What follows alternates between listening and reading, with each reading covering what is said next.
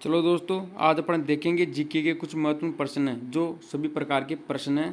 चलो देखते बिना समय वेस्ट करे। आज का पहला प्रश्न, यूपीआई पर बिलियन ट्रांजैक्शन पार करने वाली पहली कंपनी कौन बनी है? बताओ दोस्तों, कौन बनी है पहली कंपनी?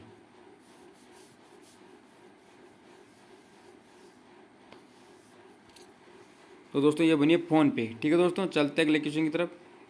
गीता प्रेस के प्रमुख का निधन हुआ है, उनका नाम क्या है? बताओ दोस्तों, क्या नाम उनका?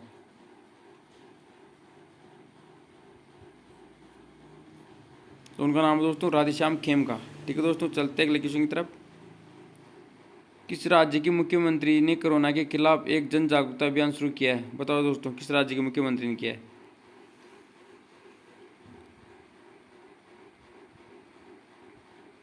दोस्तों ये किया मध्य प्रदेश राज्य के मुख्यमंत्री ने। ठीक है दोस्तों, चलते हैं अगले क्वेश्चन की तरफ। भारत ने किस देश के साथ जल संसाधन के क्षेत्र में समझौता ज्ञापन पर हस्ताक्षर किए हैं?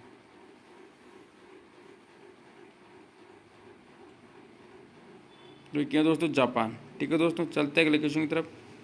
किस उत्तर पूर्वी शहर में 104 फीट ऊंचे प्लेग मास्क का उद्घाटन किया गया है? बताओ दोस्तों, किस उत्तर पूर्वी शहर में किया गया है?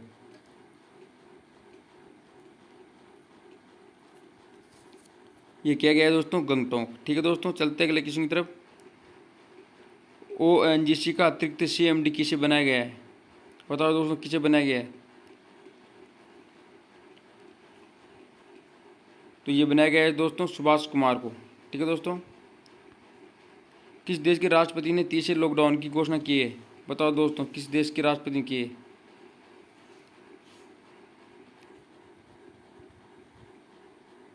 दोस्तों ये की है फ्रांस। ठीक है दोस्तों। भारत ने किस देश के साथ जल संसाधन के क्षेत्र में समझौता ज्ञापन पर हस्ताक्षर किए हैं? ये किए है दोस्तों जापान। ठीक है दोस्तों। किस उत्तर पूर्वी शहर में 104 फीट ऊंचे प्लेग मास्क का उद्घाटन किया गया है?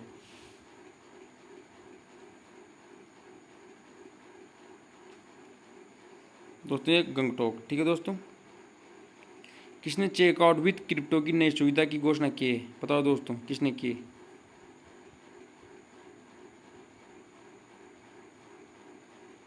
पेपल ने की है दोस्तों। ये दोस्तों पेपल।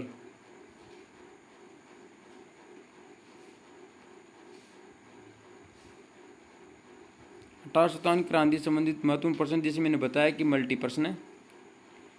1857 का विद्रोह कहाँ से प्रारंभ हुआ था दोस्तों? बताओ।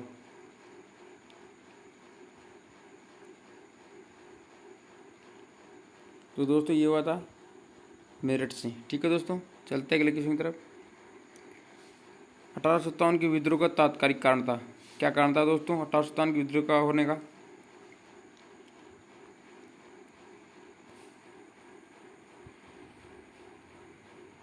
तो दोस्तों ये था चर्बी वाले कारतूसों का प्रयोग आरंभ करना। ठीक है दोस्तों, चलते अगले क्वेश्चन की तरफ। वह पहला भारतीय सिपाही कौन था जिसने चर्बी वाले कारतूसों का प्रयोग करने से इनकार किया? कौन था दोस्तों भारतीय सिपाही?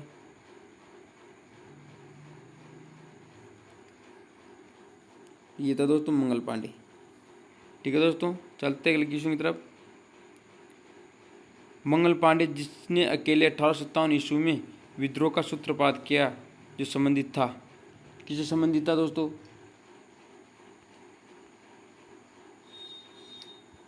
तो दोस्तों ये था 14वीं नेटिव इन्फेंट्री। ठीक है दोस्तों, चलते अगले क्वेश्चन की तरफ। बेगम हजरत महल ने 1857 के विद्रोह का नेतृत्व निम्नलिखित में किस शहर से किया? तो दोस्तों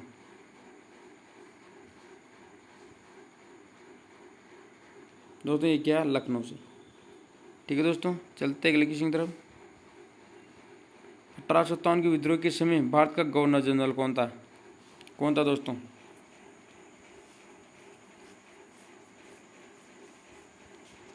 दोस्तों ये था लॉर्ड कैनिंग। ठीक है दोस्तों, चलते अगले क्वेश्चन की तरफ।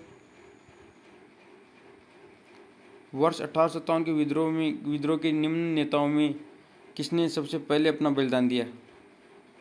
बताओ दोस्तों, 1857 क्रांति का जो विद्रोह होता है उसमें सबसे पहले किसने अपना बलिदान दिया था?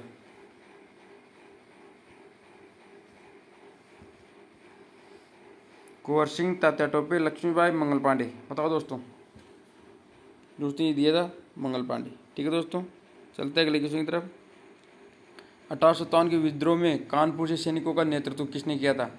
बताओ दोस्तों, कानपुर से किसने किया था? कुंवर सिंह, तात्या टोपे, लक्ष्मीबाई और नाना साहेब। दोस्तों ये किया था नाना साहेब ने। ठीक है दोस्तों, चलते हैं अगले क्वेश्चन की तरफ। 1857 के विद्रोह की शक्ति का सबसे महत्वपूर्ण तत्व कौन सा था? बताओ दोस्तों, कौन सा था?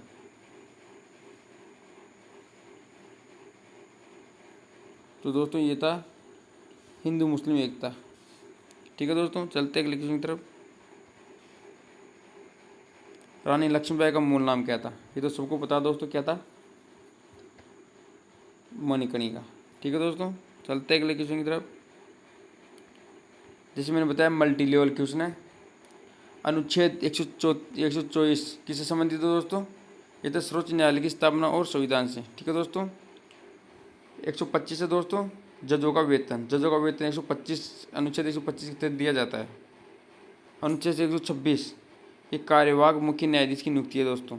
ठीक है दोस्तों, अनुच्छेद 127 तदर्थ न्यायाधीशों की नियुक्ति ये है दोस्तों। ठीक है दोस्तों, अनुच्छेद 128 ये संबंधित है दोस्तों सर्वोच्च न्यायालय की बैठकों से सेवानिवृत्त अधिकारियों की उपस्थिति। ठीक है दोस्तों। दोस्तों अनुच्छेद 129 ये सर्वोच्च न्यायालय रिकॉर्ड की अदालत हो। ठीक है दोस्तों। अनुच्छेद 130 सुप्रीम कोर्ट की सीट। दोस्तों ये बहुत महत्वपूर्ण प्रश्न है दोस्तों, इसको याद कर लेना। अनुच्छेद 130। ठीक है दोस्तों, चलते हैं अगले क्वेश्चन की तरफ। अनुच्छेद 131 ये क्या दोस्तों, किससे संबंधित है? सर्वोच्च न्यायालय का मूल क्षेत्राधिकार।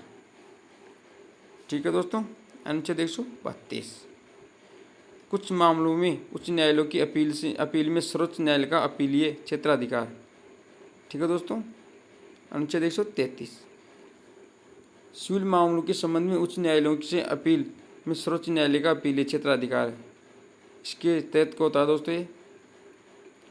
ठीक है दोस्तों, 134 अनुच्छेद 134 ये दोस्तों आपराधिक मामलों के संबंध में सर्वोच्च न्यायालय का अपीलीय क्षेत्राधिकार। ठीक है दोस्तों, आपराधिक है दोस्तों। अनुच्छेद 134A ये दोस्तों सुप्रीम कोर्ट में अपील के लिए प्रमाण पत्र। तो सुप्रीम कोर्ट में अपील करे उसके लिए प्रमाण पत्र चाहिए। ये 134A अनुच्छेद। दोस्तों आर्टिकल 135 ये दोस्तों सर्वोच्च न्यायालय द्वारा मौजूदा कानून के तहत संघीय कानून के क्षेत्राधिकार और शक्तियाँ। ठीक है दोस्तों, अनुच्छेद 136 किस संबंधित है दोस्तों? सर्वोच्च न्यायालय द्वारा अपील करने के लिए विशेष अवकाश। ठीक है दोस्तों, चलते अगले क्वेश्चन की तरफ। अनुच्छेद 137 किससे संबंधित है दोस्तों? ये सर्वोच्च न्यायालय द्वारा निर्णय या आदेशों की समीक्षा। ठीक है दोस्तों, अनुच्छेद 138 ये दोस्तों सर्वोच्च न्यायालय के अधिकार क्षेत्र में वृद्धि।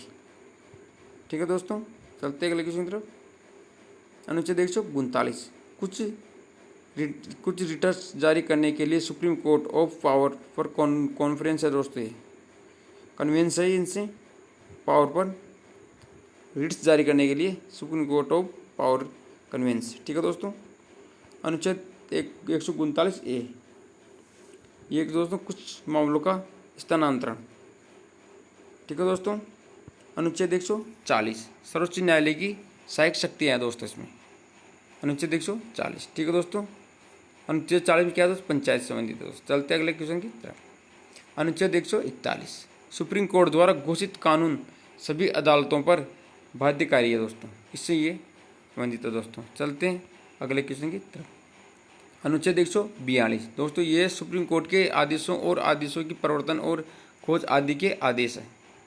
ठीक है दोस्तों, चलते अगले क्वेश्चन की तरफ।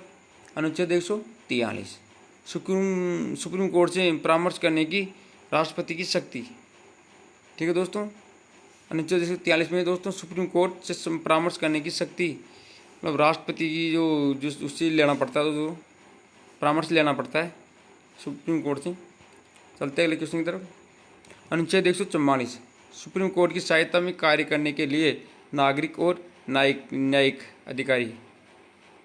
ठीक है दोस्तों, अनुच्छेद 145, ये दोस्तों अदालत के नियम आदि। इसमें अदालत के नियम होते हैं दोस्तों 145 में, किस तरह से अदालत काम करती है, किस उनके नियमों पर। ठीक है दोस्तों। 146 अनुच्छेद आर्टिकल 146, अधिकारी और नौकर और सर्वोच्च न्यायालय का खर्च। ठीक है दोस्तों। अनुच्छेद 147 क्या दोस्तों, वाक्य। दोस्तों निम्नलिखित में से जनता द्वारा प्रत्यक्ष रूप से निर्वाचित सदन है। बताओ दोस्तों, जनता द्वारा क्या दोस्तों। दोस्तों ये लोकसभा। ठीक है दोस्तों। चलते हैं अगले क्वेश्चन की तरफ। भारत में लोकसभा किसका प्रतिनिधित्व करता है। बताओ दोस्तों, किसका प्रतिनिधित्व करता है।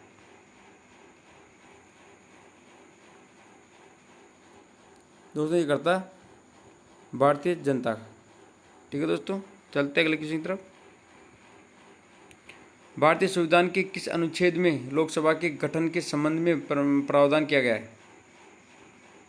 बताओ दोस्तों, किसके संबंध में किया गया है।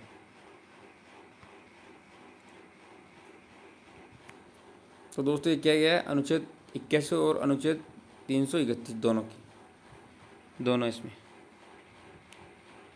मूल संविधान में लोकसभा सदस्यों की संख्या कितनी निर्धारित की गई थी। बताओ दोस्तों, कितनी निर्धारित की गई थी मूल संविधान में, जिस टाइम संविधान बना। दोस्तों ये थे 500। 31वें संवैधानिक संशोधन अधिनियम द्वारा लोकसभा की अधिकतम सदस्य संख्या कितनी निर्धारित की गई है।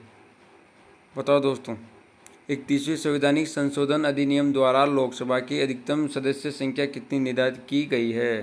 बताओ दोस्तों। तो दोस्तों ये की गई है 545। ठीक है दोस्तों। चलते हैं अगले क्वेश्चन की तरफ। लोकसभा की अधिकतम सदस्य संख्या कितनी हो सकती है। लोकसभा कितनी हो सकती है दोस्तों अधिकतम।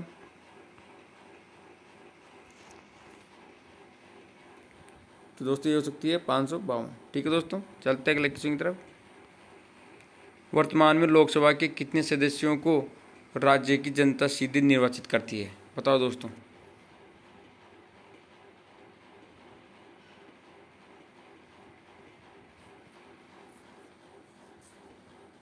दोस्तों ये करती है 530 को। ठीक है दोस्तों। चलते हैं अगले क्वेश्चन की तरफ। वर्तमान में संघ शासित क्षेत्रों की जनता लोकसभा में अपने कितने प्रतिनिधियों को निर्वाचित कर भेजती है। बताओ दोस्तों। संघ शासित क्षेत्र की जनता लोकसभा में अपने कितने प्रतिनिधियों को निर्वाचित कर भेजती है। बताओ दोस्तों। ये भेजती है दोस्तों 13 सदस्यों। ठीक है। चलते हैं इलेक्शन की तरफ। राष्ट्रपति ओलंगल भारतीय समुदाय के कितने प्रतिनिधियों को लोकसभा में मनोनीत करता है। बताओ दोस्तों। दोस्तों ये करता है 2 को। ठीक है दोस्तों। चलते हैं इलेक्शन की तरफ। वर्तमान में लोकसभा सदस्यों की प्रभावी संख्या कितनी है। बताओ दोस्तों, कितनी है।